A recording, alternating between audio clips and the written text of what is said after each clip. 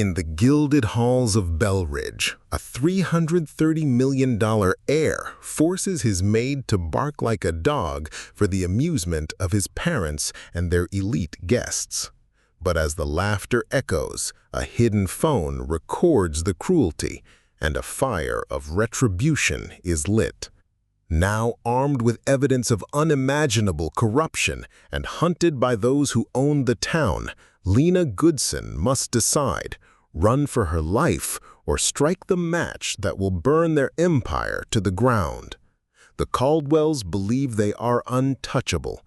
They are about to learn how wrong they are. In the opulent enclave of Belridge, cruelty was the unspoken currency of the privileged.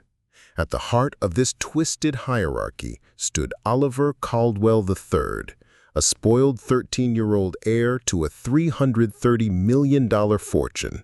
To him, the family's black maid, Lena Goodson, was less than human, a servant to be mocked and broken for his amusement. The previous night, during an extravagant dinner party, Oliver had forced Lena to crawl on her hands and knees, barking like a dog, while his parents, Vivian and Richard Caldwell, laughed from their ornate chairs. The guests, Belridge's wealthiest elite, joined in, their laughter echoing off the mahogany walls as Lena's dignity was stripped away. Yet beneath their contempt, a fire smoldered in her, unquenchable and fierce, promising retribution. Lena's arms ached as she carried a heavy silver tray laden with roasted duck and seasonal vegetables into the Caldwells' expansive dining room. The crystal chandelier cast flickering shadows across the table, where 12 guests in designer attire sipped expensive wine and laughed too loudly. She had been on her feet for 14 hours, preparing and serving this lavish affair. Her back throbbed and her new shoes pinched her toes, but she maintained a neutral expression, a skill honed over years of servitude. Show no emotion, stay invisible, survive another day. "More wine, Mother," Oliver's voice sliced through the chatter. The boy slouched in his chair, thumbing his phone, his prep school uniform rumpled despite its pristine cut. Vivian smiled indulgently. "No, thank you, darling, but perhaps you could ask Lena to refresh everyone's water glasses." Lena moved silently, pitcher in hand, refilling glasses with practiced care. As she reached Oliver, he stuck out his foot. She stumbled, catching herself just in time, spilling a few drops. "Oops," he smirked, drawing tittering laughter from the guests. "Oliver, darling, don't be naughty," Vivian chided, her tone more amused than stern. Lena's cheeks burned as she continued her task. Through the floor-to-ceiling windows, she glimpsed Isaiah Carter, the new gardener, trimming roses in the fading light. Their eyes met briefly, his steady gaze offering a flicker of strength. "I'm bored," Oliver announced loudly. "This dinner needs entertainment." He turned his phone toward Lena, a cruel gleam in his eye. "Hey, Lena, come here." Her stomach tightened as she approached, recognizing the torment brewing in his expression. "Get down on your hands and knees," Oliver commanded. Lena froze. "I'm sorry?" "You heard me. Down like a dog," he grinned, raising his phone to record. "Oliver, I don't think—" "Do it," he interrupted, lowering his voice. "Or I'll tell Daddy you broke that expensive vase last week. You know what happens to servants who break things, don't you?" Lena's throat dried. She had seen 3 staff fired that month from minor infractions, Oliver reported. "Now bark," he ordered. "Loud, like a big dog." The room fell silent, all eyes on her. Vivian smiled her wine, watching with detached amusement. No one objected. Trembling, Lena lowered herself to the hardwood floor. The carpet scraped her palms as shame engulfed her. She forced out a weak woof. "Louder," Oliver demanded, "and crawl around the table. Make it good." Tears pricked her eyes as she began, the guests' laughter ringing in her ears. Through the window, she saw Isaiah pause, his phone subtly angled to record, his face grim. "Keep going," Oliver commanded, zooming in. "Another lap and shake your bottom like you've got a tail." Laughter erupted anew. Her arms shook as she complied, stumbling slightly. "Careful with our new pet," Vivian called, sparking fresh peels. Her vision blurred with unshed tears, her uniform dirtied, knees aching. "Now beg for a treat," Oliver said, holding up a dinner roll. "Sit up and beg like a good dog." The guests pulled out their phones, recording as Lena rose on her knees, hands like paws, barking shakily. The roll hit her face, igniting more laughter. Later, Lena sat on the cold stone steps behind the mansion, her uniform dusty, tears falling silently. The guests' laughter and clinking glasses drifted out, twisting her stomach. Footsteps crunched on the gravel. Wiping her eyes, she saw Isaiah Carter approach cautiously. "Ms. Goodson, may I join you?" he asked gently. She nodded, making room. They sat in silence, fireflies dancing among the roses. "What they did was wrong," Isaiah said.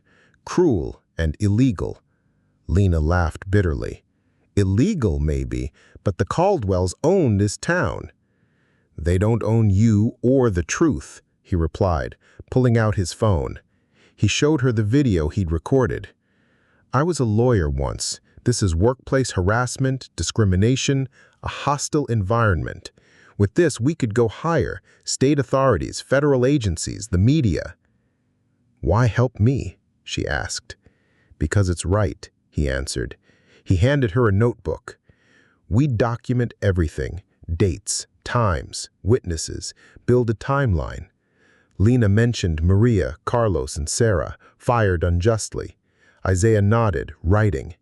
"We'll need records, pay stubs. Be strategic to avoid retaliation." They planned late into the night, transferring the video to her phone with encrypted backups. "Tomorrow, I'll call legal contacts. Act normal and call me if anything happens." Lena drove home, the video a shield and a ticking bomb.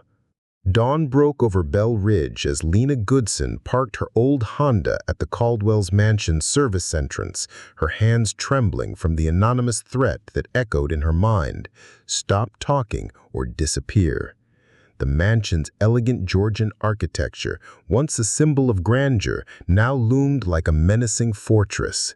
She had resolved to collect her belongings and leave, unable to endure another day after the humiliation at the dinner party and the police station's betrayal. The air was thick with the lingering scent of last night's feast as she slipped through the service door, her footsteps echoing on the marble floor. The kitchen lay dark and silent, a stark contrast to the chaos of her thoughts. In the staff locker room, Lena moved quickly, stuffing her spare uniform, comfortable shoes, and personal items into a canvas bag. A photo of her sister's graduation day, taped inside the locker door, caught her eye, her family's smiles a painful reminder of what she fought for. She peeled it off and tucked it away. Voices drifted from above, likely the kitchen staff arriving, and she froze, unwilling to face their questions or pity.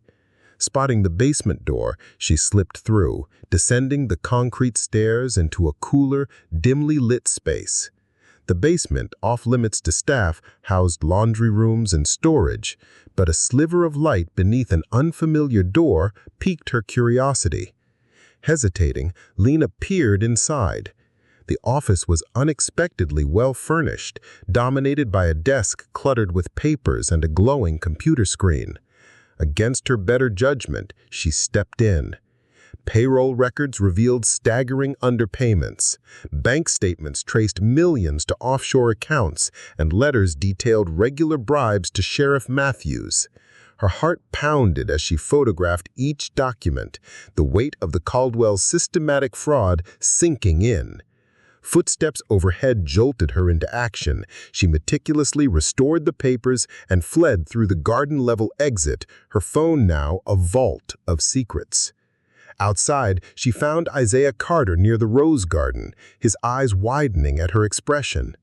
"Lena, what's wrong?" he asked, joining her by the gates. She whispered about the evidence, showing him the photos. "This is federal-level fraud, RICO territory," he muttered, his gardener's calm replaced by the focus of his lawyer days. A car door slammed, and Isaiah urged her, "We need to get you out of here." As they hurried to her car, the evidence felt both empowering and terrifying. The Caldwells' retaliation began swiftly. Lena's social media flooded with fabricated accusations of theft and instability. Vivian Caldwell's cold voice warned her over the phone, "You ungrateful snake, you'll never work here again." Exhausted, Lena drove to Isaiah's, but smoke on the horizon stopped her cold. His house was a charred ruin, fire trucks dousing the remains. Relief flooded her when she found Isaiah alive.